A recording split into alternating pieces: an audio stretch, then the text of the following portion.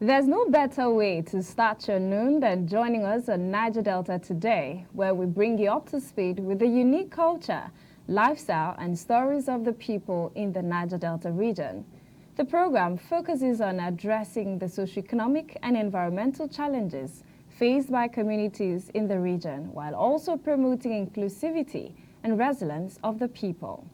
We also explore the creeks, mangroves, and coastal regions of the Niger Delta to interact with the locals and industry experts on the opportunities, innovations, and challenges facing the region. So stay with me and let's gain knowledge together on the program. I am Jennifer Pius.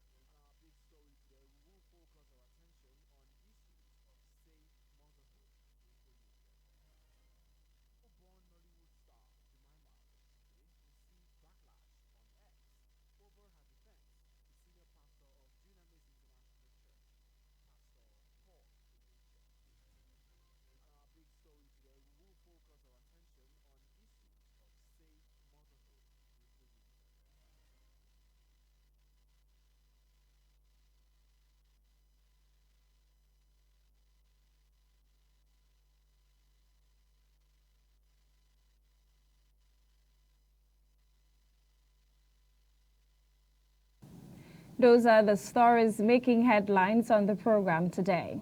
Let's begin from Akwa Ibom, where the state governor, Pastor Moino, has urged families to shun tendencies capable of breeding gender-based violence in families across the state. Governor Moino, in his speech at the marriage ceremony between Jessimel Damina, daughter of prominent Uyo-based preacher Pastor Abel Damina, and her Nasarawa state-born heartthrob Salem Ibrahim, at Power City International, urged the couple to eschew all tendencies of domestic violence and ensure moderation in all things.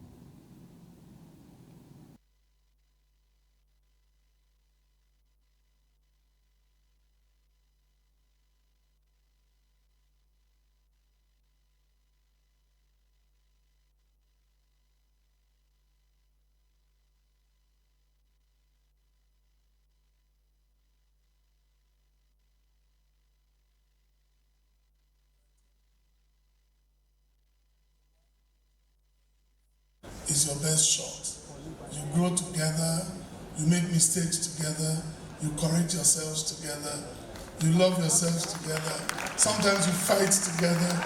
Not physical fights, please. I congratulate you from anybody who comes out of this church, not just biological children, anyone who is from this church being fathered by Papa Abel Damina will make a good home. Biological daughter, the world looks at you, and I can tell you, every day you step out, people are watching, and I know God will give you the grace to leave His name and to carry on with all the things that He represents. My young friend, I'd like to congratulate you on the occasion of your marriage. Hearing from you, I perceive you know the Lord. And I know that Papa will never give you his daughter if he did not have it. The minister, Bishop Mike Okonkwo, in his sermon described God's kind of love as a non-dependent on what one deserves or what one does, but immeasurable and non-transactional with every renewing mercy.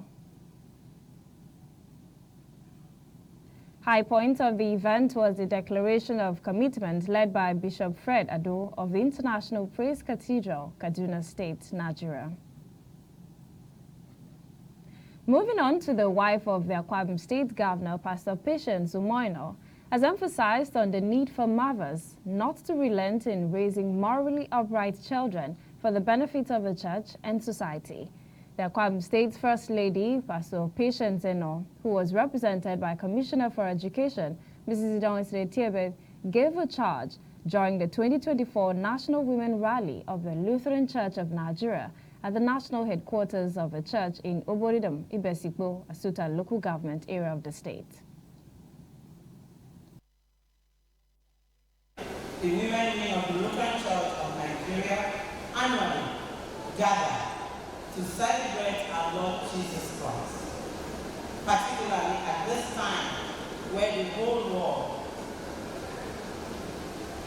commemorates his resurrection, which ushers the women and indeed all believers into the realm of righteousness, new life, power, and glory. As we mark this year's celebration of our Lord Jesus Christ, I urge you to continue in the task of serving the Lord and humanity, especially the needy amongst us. As such acts and deeds never go without due reward, as recorded in Psalm 41, verses 1 and 2. As mothers in your respective homes, I implore you to continue to inculcate in your children godly values that will enable them to live as responsible citizens, so that they will be useful to themselves, their families, and the society at large. We know women as nation builders continue to be the pillars in your homes, for your children, your husbands, and the societies we live in. National President of the Lutheran Church of Nigeria, the Reverend Christian Ekong, charged the women to remember that as partners with Jesus, who are called into his reconciliation, they have been commissioned to do God's will for the advancement of his kingdom. When he first sent out the disciples, he said to them, I am sending you out as sheep among wolves. Therefore, be as sharp as snakes and as innocent as doves. Matthew's Gospel, chapter 10, verse 16. As Christian women on mission, you require, because you deserve, you require power. Not just mere power, but power from on high. Chairman on the occasion, Deacon Ezudo Aisien, commended the women for understanding their position as builders in life by undertaking the building of a 3-story female hostel as a support to enhancing the development of the Lutheran University. We all know that women are builders. Yes, we have been doing it over the years. But God has passed through this National Women this year to energize us, to remind us that as Nehemiah did, we should do it again. Today, he has clothed us, not clothing us to go ask, but to do what? To go back and do. This great church, Your Excellency, this great church in Babylon, building university, and we, the women, thought that they can't do it all alone. What can we do for the church? And that's why the women agreed that we build university female hostel. Akwa Ibom State government has revealed that it captured 2.3 million individuals and 600 households in its social register for food intervention. Commissioner for Economic Development, Bob, made this known during the ministerial briefing on a rice scorecard on Monday. According to the commissioner, the individuals, households were selected through a community-based target in a transparent process to ensure that only vulnerable members of communities across the state benefit from the scheme. The commissioner emphasized that the program is designed to ensure food sustainability, to alleviate poverty, and assist the vulnerable. Commissioner for Agriculture and Rural Development of Yonfo, while briefing newsmen on the program, said the state government is partnering World Bank and other donor funders to advance the agricultural sector for food sustainability. Ofo listed other efforts by the state government to include distribution of improved seedlings, sourcing farmlands from local government areas, encouraging local government areas to invest in large-scale agriculture, among others. Commissioner for Information, Comrade Inimamobong, in his remarks earlier said the ministerial briefing was necessitated by the need for the state government to communicate effectively with the people on a crucial aspect of governance, which has to do with food sufficiency. More stories from Akwa Ibom State has it that the late Nollywood makeup artist Abigail Edith Frederick, who died recently in a boat mishap near River Niger while returning from a movie production, has been laid to rest at her hometown, Ikorodoma, in Eket local government area of Akwa Ibom State. Following her interment, the Department of Theatre Arts, University of Uyo, will hold a candlelight procession in her honor tomorrow, Wednesday, 17th of April, at the university campus. The obsequies was conducted by Church of Christ, Ikorodoma, Eket. Abigail Frederick is one of the crew members that died in a boat mishap alongside Nollywood actor Junior Pope Odongudo, probably known as Junior Pope, during their return from a movie production in Asaba. And away from that sad story, the Nigerian Bar Association Akwa Ibom State Chapter has kicked off its highly anticipated annual Bar Week with the theme, Facing the Future, Justice Delivery, Technology, and the Bar. The event, which commenced on Saturday, April 13, with a Akwa Ibom Icon Hotels and Golf Resort, is gathering legal practitioners, policymakers, and technology experts to explore innovative ways to enhance the administration of justice in Nigeria. Speaking at the opening ceremony, the state president of the Nigerian Bar Association, Barrister Augustine Enefiok, and Chairman Planning Committee, Barrister Mfonobon Udoyang, highlighted the significance of embracing technology in the legal profession. It is with great joy, pleasure, and happiness that I, on behalf of the Executive Committee and members of the Nigerian Bar Association Uyo branch, welcome you to the opening ceremony of the 2024 Bar Week of a branch holding here in the permanent secretarial complex of this branch. It is important to note that attempts have been made to show the constraints inherent in the conventional methods of justice delivery, which cuts across issues like the difficulty in filing of court processes, inadequate working tools, insecurity of court judgments, congestion of court workloads, and abuse of the processes, and inefficiency by our practitioners and law enforcement personnel. The role of technology in enhancing the justice delivery system can best be galvanized by using digital platforms, mobile applications, and data analytics. In these ways, technology can make justice processes more acceptable, accessible, transparent, and efficient. One of the primary ways technology is transforming the justice sector is by improving access to legal information and services. This truth resonates with the ideology behind the theme of the Bar Week. The theme for this year speaks to the necessity for legal practitioners to acquire the requisite knowledge and skills to face the future. This is particularly so considering the fact that in recent years, the world has gravitated much more towards deploying technology to undertake or enhance tasks that were done by humans. Legal practice and the justice delivery system as a whole have not been left out of this quest, as the idea of integrating technology into the adjudicatory process is not as distant as it may have seemed some decades ago. For instance, virtual court sittings are now commonplace in some jurisdictions.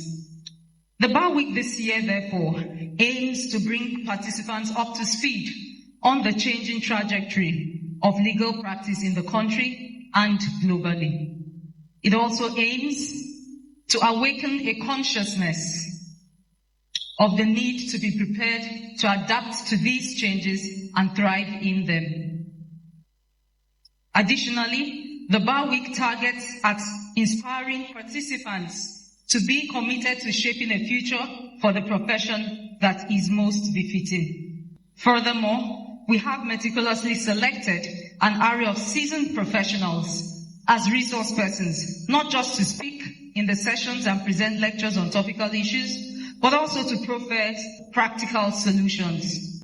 I am indebted to all the members of the Planning Committee of the Bar Week for their support, commitment, and relentless efforts towards making this year's Bar Week a remarkable success. Once more, I welcome you all to the NDOYO Bar Week 2020. I thank you for coming. Also at the event, the keynote speaker, Barrister Kanu Agabi, harped on the matter of technology, its merits and demerits, urging lawyers to practice with conscience and use technology for good. I thank technology for one thing.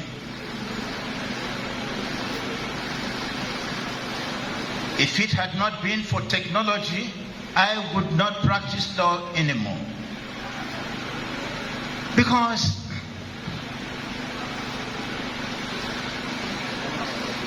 as a young lawyer, I feared the typewriter. I couldn't imagine myself learning how to type. And that was the eye with which I viewed the computer. I thought it was another typewriter, so I feared it. But while I was in office as Attorney General, the Lord put it into my heart to learn to use the computer. And I followed that word. I would get up at 3 a.m. to 6 a.m. and learn to type when I was Attorney General. ASDF:LKJ.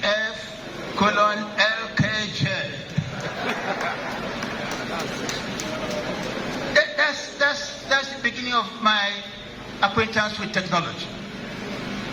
And I thank God I did, because I would not practice law today if I did not know how to use the computer. It would be impossible. I am 77 years old, and I have been in law practice for 51 years now.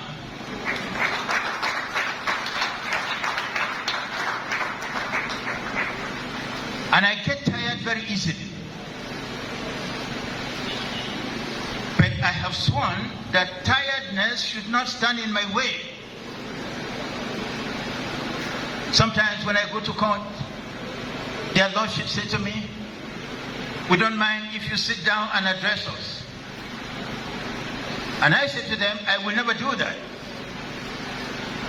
I have prayed to the Lord that when the time comes for me to die, let me die here in court.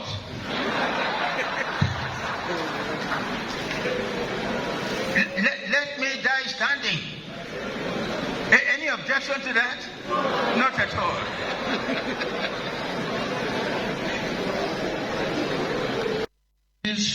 With great joy, pleasure, and happiness. The session also featured goodwill messages from various legal groups, including the International Federation of Women Lawyers, FIDA, Law Officers Association of Nigeria alone, among others.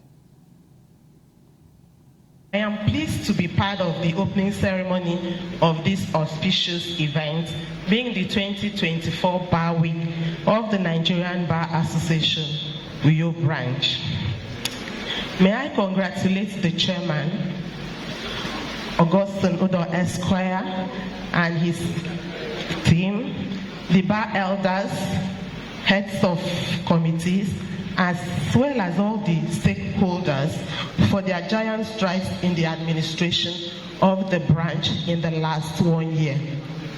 It is also pertinent to note that the session on gender-based violence that will be coming up tomorrow will stem the tide of GBV in our society if all the recommendations are implemented.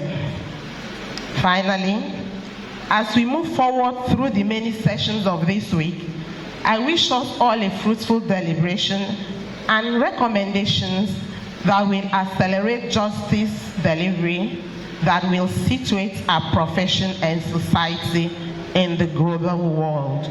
On behalf of the Executive Committee, elders and members of the Law Officers Association of Nigeria Law, Akwa Ibom State Chapter, I facilitate with the Nigerian Bar Association of your branch on the occasion of 2024 Bar Week with a theme, Facing the Future, Justice Delivery, Technology, and the Bar. For us in the official bar, this theme is apt and timeless, considering the trend of events in technology as it affects legal profession. Loan, Akwa Ibom State wishes the Nigerian Bar Association of your branch fruitful deliberation today and a very successful bar week. I have the mandate of my Lord, the Honorable Chief Judge, Honorable Justice Ekaite F. Obot, to convey her goodwill message and congratulations.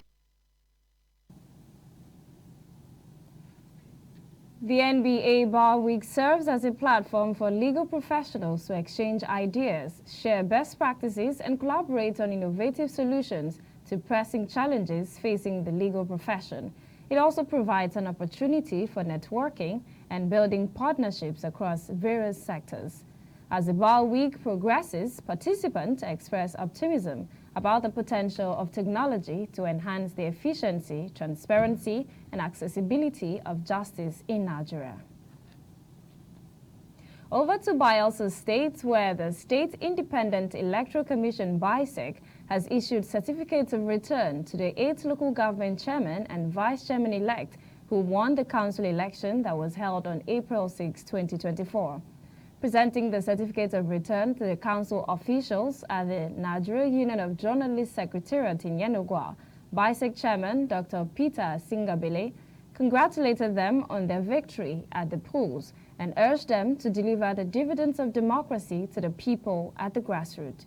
Responding on behalf of the elected chairman and vice chairman, the chairman of Yenogwa local government area, Honorable Bolu DCA Dingwari, thanked Governor Doye Dire and his deputy Lawrence Erujakpo and his supporters for their support, pledging to justify the confidence reposed in them by improving the quality of lives of the people. Recall that the People's Democratic Party (PDP) swept the council election as it won in all 8 local government areas and wards of the state. Meanwhile, elected councillors for the 105 wards are expected to be sworn in today across the 8 local government areas. The Alaja People's Movement for Peace has challenged the assertion made by the Delta State government regarding the resolution of the long-standing boundary dispute between Alaja and Ogijo communities. The dispute, spanning over 2 decades, involves territories in the Odu and Warri Southwest local government areas of the state. Recall that Secretary to the state government, Dr. Kingsley Emu, had announced that boundary disputes between the 2 communities has been resolved. However, a PMB group led by Comrade Simon Siboto and Comrade Ejo disagreed with the government's claims, saying the dispute has not been resolved. The group expressed shock over the claims by the government, threatening to fight and secure Alaja community land with all legal instruments available to them. The group explained that a meeting was convened by the Delta State government through the SSG to discuss the way forward for peace between the two communities, but representatives of the Alaja community were shocked to see that there was an already prepared resolution by the SSG for the people of both communities to sign using the minority report of Ojiwo in Professor Adenigo Adkoku panel report instead of the majority report that was adopted by the then governor of the past administration, Governor Okowa. Still in Delta, former Deputy Governor, Delta State Kingsley Burutu Otuaro, has donated no fewer than 200 mattresses and clothes to inmates at the Warri Correctional Center, Delta State. The items were presented to the inmates on Monday as part of the programs to mark his 56th birthday. Speaking at the ceremony, former Deputy Governor advised the inmates to pray and live godly lives. Receiving the items, Deputy Comptroller Warri Correctional Center, Edo Joseph Lucky, expressed his appreciation to the former Deputy Governor for the kind gesture. He also called on the good-spirited individuals and corporate organizations to emulate the kind gesture of a former Deputy Governor of the state. Meanwhile, a coalition of 40 civil society organizations, including Amnesty International, has raised concerns over Shell's proposed sale of its onshore oil business in Nigeria's Niger Delta region. They argued that without adequate safeguards, the sale could exacerbate human rights abuses and environmental damage. The group demanded that Shell addresses existing pollution, ensure cleanup costs are covered, and consult local communities before proceeding with the sale. They highlighted Shell's history of environmental degradation and its responsibility to address past harm. In a letter addressed to Nigerian regulators, the coalition questioned the adequacy of a proposed deal and called for a thorough assessment of environmental impact and financial safeguards. The letter further revealed that previous sales in Nigeria have resulted in ongoing harm to affected communities due to inadequate management and financial resources. On our trending stories today, Edo-born Nollywood star Jemima Osunde has received backlash on X over her defense to the senior pastor of Dunamis International, Pastor Paul Enenche, following a video that went viral on his comment about a lady's testimony on graduating with a BSc in law. The Nollywood star on her official X handle stated that pastors are humans, and in her defense, the pastor only made the comment based on the lady's reaction that she graduated with a BSc in law. Nigerians gave her a piece of their mind, as one said Jemima, that included physiotherapist on her bio, one time is now the person that has positioned herself to be a doctor. Well, Jemima, though had apologized for the comment made earlier to defend Pastor Paul Enenche, also uploaded her certificate on X to prove her point. Let's just say some people still don't get the difference between physiotherapist and a doctor. Well, not just that, the senior pastor also met with a church member alongside his wife, and the church made a release to apologize for the act. Edo State is beginning to gain so much spotlight in the media across the region, if not on electoral matters, then political issues between the state government and the impeached deputy governor. In a recent twist, the Edo State's government pulled down the security post in front of the residence of a former deputy governor, Philip Schreiber, in the government reservation area, Benin. The structure shares a wall with the Benin Golf Course and serves as temporary shelter for security operatives who watch the residence. Video clips showing the demolition exercise have been making the rounds on social media. The demolition of the structure comes days after Schreiber was impeached as deputy governor of the State House of Assembly. Niger Delta Development Commission (NDDC) is set to inaugurate and hand over the electricity injection substation built in Amofi Koba Oha local government area of Benin City, Edo State. The substation was built by the NDDC and on inauguration will be handed over to the Benin Electricity Distribution Company. NDDC Executive Director of Projects, Victor Ntai, who inspected the 1x15 MVA, 13x11 kV electricity project in the company of the Commission's engineers and directors, restated the resolve of the Commission to complete and commission legacy projects across the Niger Delta. He expressed delight at the completion of the electricity project, which he said would meet the power needs of the people living in many communities in the area. The director commended the leaders and youths of the community for cooperating with the contractor and securing the project sites and equipment to protect them from vandals. In his remarks during the inspection, a representative of BEDC, Engineer Kingsley Adseinku, observed that the injection substation would assist the electricity company in its operation in Edo State. A traditional ruler in Amofi, Chief Egariva Iyewu, thanked the NDDC for executing the electricity project and appealed to the Commission to expedite action towards its commissioning. Despite latest crackdown on illegal refineries in the Niger Delta, criminal elements have refused to back down as the Anti-Vandal Squad of the Nigeria Security and Civil Defense Corps Rivers State Command has uncovered a local refinery in Adobe-Okwa settlement in Eche local government area of Rivers State. The head of Anti-Vandal Squad, CSC Peters Ibiso, took the newsmen across a thick forest, which is about 6 to 7 kilometers from the main town, where the team cited the pipeline vandals tap into the wellhead of yet-to-be-ascertained multinational company, connected their galvanized pipes to several cooking pots, heated up the crude to produce automotive gas oil.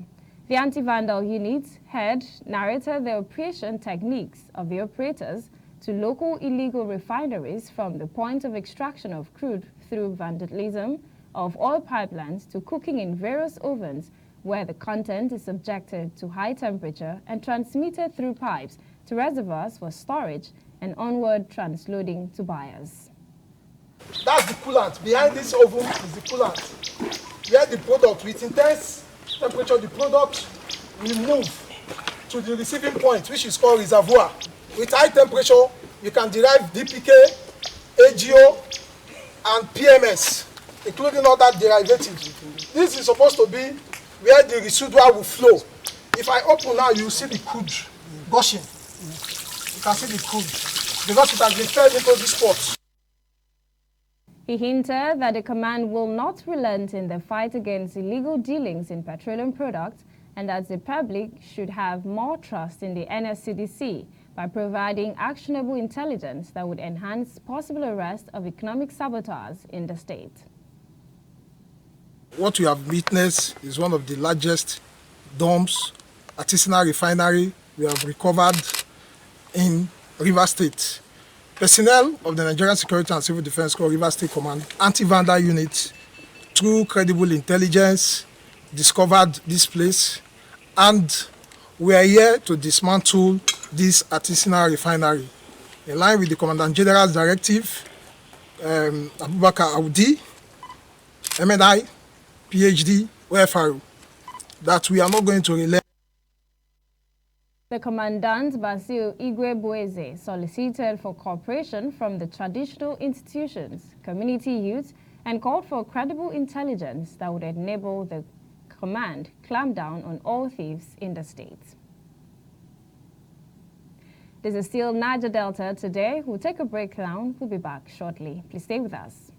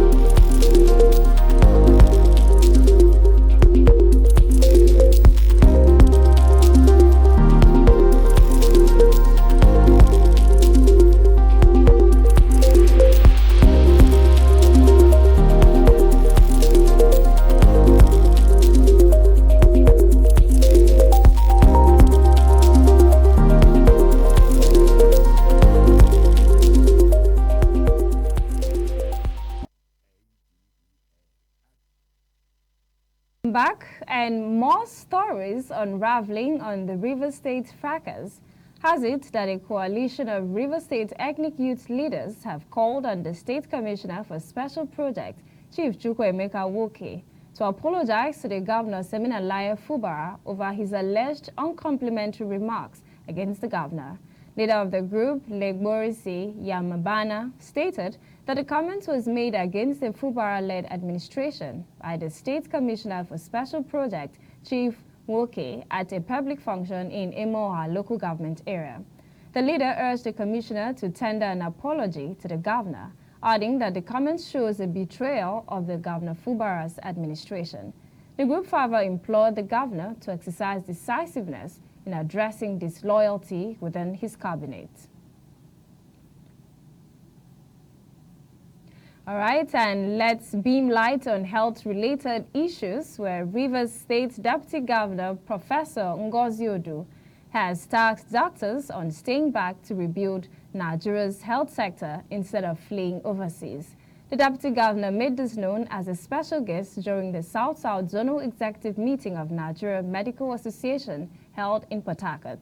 She noted that the present administration of Governor Seminalaye Fubara is poised to revamp all zonal hospitals in the state to complement primary health sector.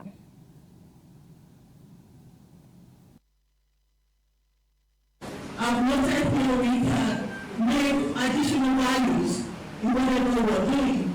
I've noted one or two areas that we need to strengthen ourselves. I want to leave with you as well, that as you leave here, before you leave, as you deliberate, be blunt in looking at areas, even areas where you think health workers have not put in their best. So that together we can change the narrative. On his part, the state chairman of NMA, Dr. Ebby Robinson, said the meeting is to call for improvement in allocation for health sector and ensure that the welfare of doctors are met.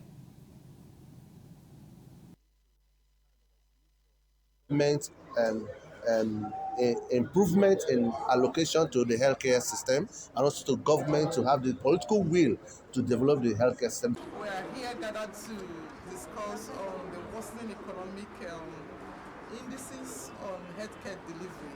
We are hopeful in South-South Caucus with the help of good leadership of our governors in the South-South Caucus that the health system will survive.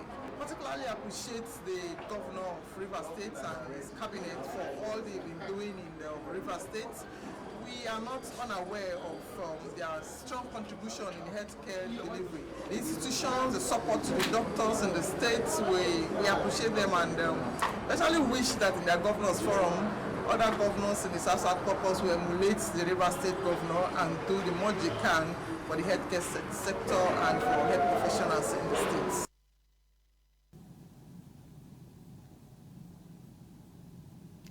This is still Niger Delta Today. A quick break as we will return for the big story of the day. Do stay with us. ADBN Smartphone Film Workshop. Are you a young adult with a passion for storytelling and content creation? Do you reside in the Niger Delta and desire to become a filmmaker or content creator? Then you should register for the ADBN Smartphone Film Workshop, an exciting opportunity brought to you by ADBN TV. Embark on a journey to unlock your creative potential by learning the art of filmmaking, sound design, and lighting using your smartphone. This is your chance to turn your ideas into reality. So hurry now and register via our website at www.adbntv.com. But wait, that's not all. Your creations will be aired on ADBN TV, channel 258 on DSTV, 140 on StarTimes, Avo TV app, Limex World TV app, and Ninja TV app, reaching audiences far and wide. And guess what? 3 lucky winners will be selected for the grand cash prize of 5 million naira. Meet our facilitators.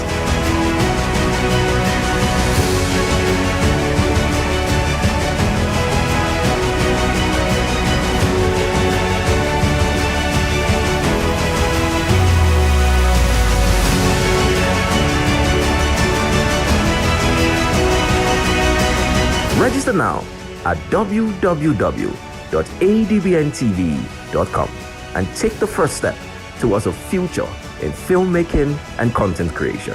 ADBN Smartphone Film Workshop. Unleash your creativity. In a world of overwhelming voices where everyone has different opinion on different issues, it is important that we bring the core issue to the fore.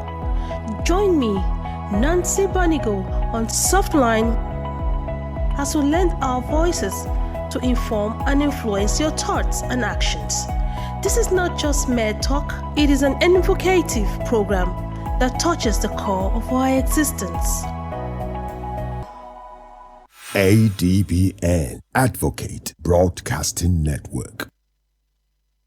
Welcome back, and on our big story segment today, matters of health are very crucial, and countries across the globe are making efforts to ensure health issues are properly handled, especially with the Universal Health Coverage Scheme. Governments are setting up modalities to actualize these objectives. Today on the program, we're focusing on safe motherhood in the region, especially to create more awareness that would lead to positive behavioral change and help flatten the curve. To further discuss this, I am joined in the studio by the Akwa Ibom State Family Planning Coordinator, Mrs. Inobong Eshet. Welcome to the program, ma'am. Thank you, ma'am. It's good to have you on the program. Now let's get to talk about the issue of safe motherhood. What exactly is safe motherhood about, and how connected is it to family planning? All right, thank you so much. Safe motherhood is a set of practices that is being carried out to ensure that the woman goes through pregnancy, delivery, and through her postnatal period safely with no complications. Okay, so what does this have to do with family planning? Yes, because family planning is one of the pillars of safe motherhood, of successful safe motherhood. Okay. Yes, we have 4 pillars, which is antenatal clinics, family planning, clean and safe delivery, and also essential care for the woman. Okay.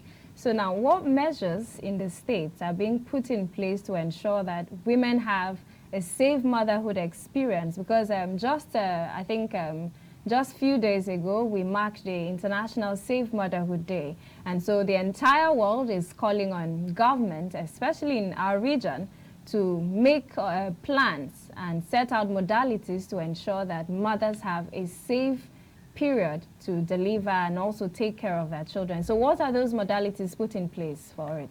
Thank you very much. There are modalities that are put in place to make sure that women have safe delivery and are well taken care of when they get to the health facilities. For recently, capacity building of health workers from the primary health care facilities were built on the essential maternal and neonatal obstetric care for the newborn and also the mothers, so that their capacities will be built, and when women come into the health facilities, they will be well taken care of with the laid down guidelines and protocols to ensure safe delivery. All right, so now how are women taking these practices? Because I think a few times ago, a lot of people didn't accept the idea of family planning or being taught how to space their children. In fact, like we would say, children are from God, so you can't stop them. So how are women welcoming these plans? Of course, a lot of social behavioral change communication has been going on to effect a change in women's behavior. Not only women, but the community, the men, the women, the adolescents, the young people. A lot of social behavioral change communication is being carried out. Awareness is being created on how to, educate people, because we've got to find out that a lot of people lack knowledge on certain areas. So this awareness creation is to enlighten people, to maybe make people realize that these things has to change for the better. If we need the costs to go to, to come down, we need to change our behavior towards health matters. Right. Yeah. Okay, so changing our behavior to ensure that we flatten the curve.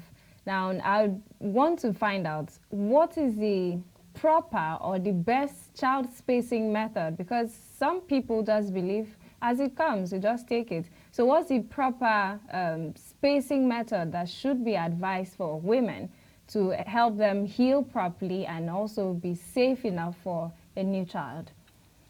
All right. Actually, we don't have the best method for anyone, as we have trained health providers on family planning. As such, if a woman visits the clinic and visits the family planning unit, you go through processes. We have different methods that will be, put up to you. All the methods, you'll be told the advantages and disadvantages. And moreover, after which a woman has made her informed choice through counseling, will then make her choice. And then the health worker will also help with the necessary health tools, counseling tools that are available.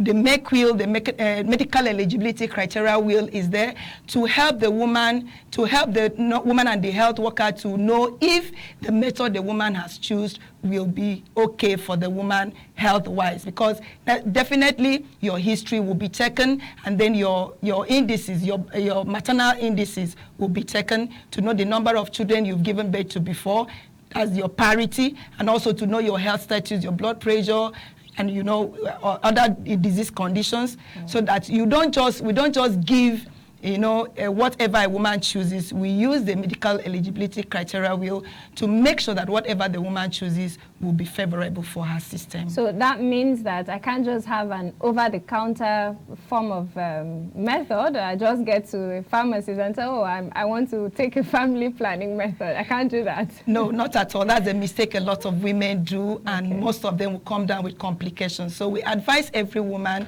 that has need for family planning services to go to the designated health facilities, the public health facilities. You will meet a trained family planning provider that will be able to help you with your family planning methods choice. All right, thank you so much for coming on the program. It's really been an eye-opener to get to know about safe motherhood and how we can ensure that in the society. But before we go, just tell us briefly, what do we stand to gain, especially in the region, with proper family methods? Wow, there's a lot to gain. Okay. Family planning, first of all, let's start with the nation and the community. Okay. With proper family planning, we will build a strong and vibrant nation. Why? Because when you have the number of children that you can care for as a family, you will be able to give them proper education. We will not have miscreants in the society.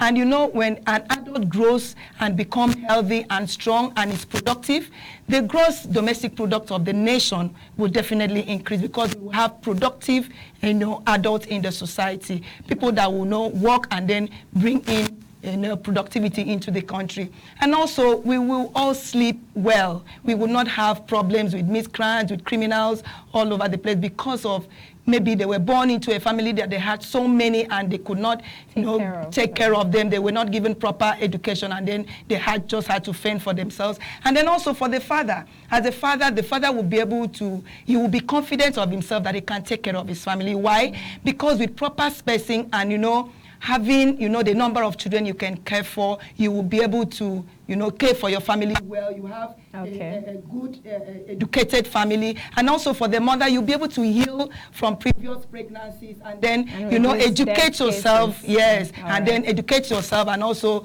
upgrade yourself financially and, educationally. And also for the children, they will have time. Their parents would have time for them. I wish we really had time to talk more about this, but time is not on our hands.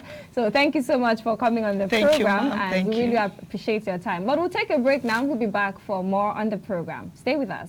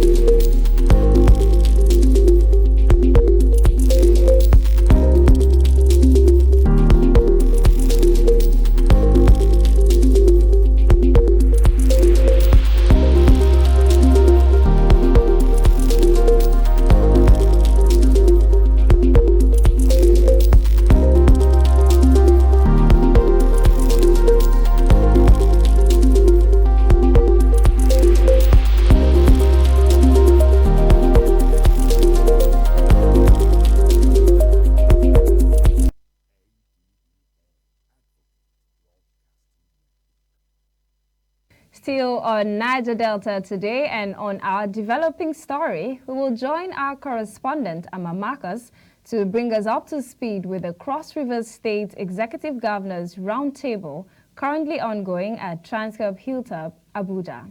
Over to you, Ama Marcus.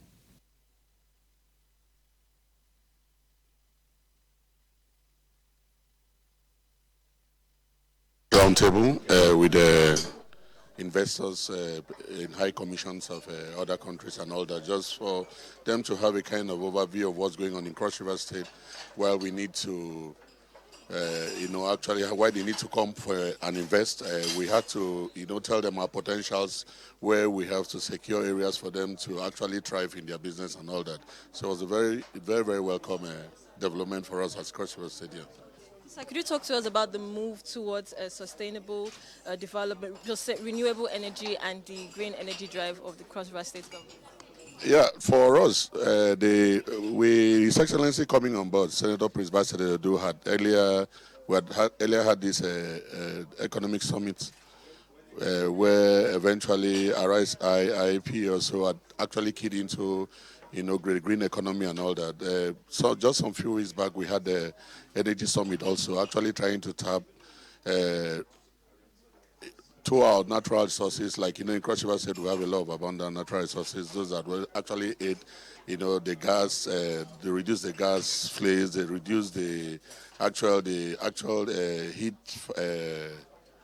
energy to actually green energy. So we are actually bringing out summits, and many other countries and investors are actually keyed into such, to actually turn Cross River State, knowing already it's actually in the coastal region of Nigeria, to actually use that, develop more in the blue economy and actually put out the, bring everything back to, we introduce more solar lights, solar systems, and try to, pull out issues of the actual heat fire to, convert back to solar. So we actually putting out strategic summits, to encourage investors to actually key into this and then assist the state to. Yeah. So what's that one thing you could tell people who are out there, should they come invest in Cross River State, and what are we expecting from Cross River by this time next year? You have seen it all. We're actually inviting people to come to Cross River State to invest in Cross River State. This is about the fourth summit so far. His Excellency Senator Prince Basededo he's actually coming into a state where it's not a productive state. We're trying to change the narratives to actually turn it to a productive state, because we know we have about 1.8 arable good soil land. Of late, we have just finished the soil test of land to see where various crops and plants will thrive and all that. We're actually looking for investors everywhere to come and invest. We're looking at increasing our IGR in the next few years. We're looking at turning Cross River State to what we originally knew Cross River State for, and all that. So it's actually very good, because if without summits like this and roundtables, of course, the investors will not actually know what is obtainable in Calabar. We are very okay. We are close to the Gulf of Guinea. We have arable soil. Our security is one of the best. Is one of the safest cities in Nigeria. So it's a place for us to actually use what we have to get what we want from investors. So that tells that Cross River State in the near future will be one of those states to reckon with. And we're all aware that when it comes to potentials check, Cross River State actually lied second behind Lagos State. So there's so much possibilities and a lot of good things that will actually come to Cross River State with the administration of Senator Prince Basededo too and beyond. Yeah. Thank you very much, sir. Thank you. Mr. Jackson. Studio.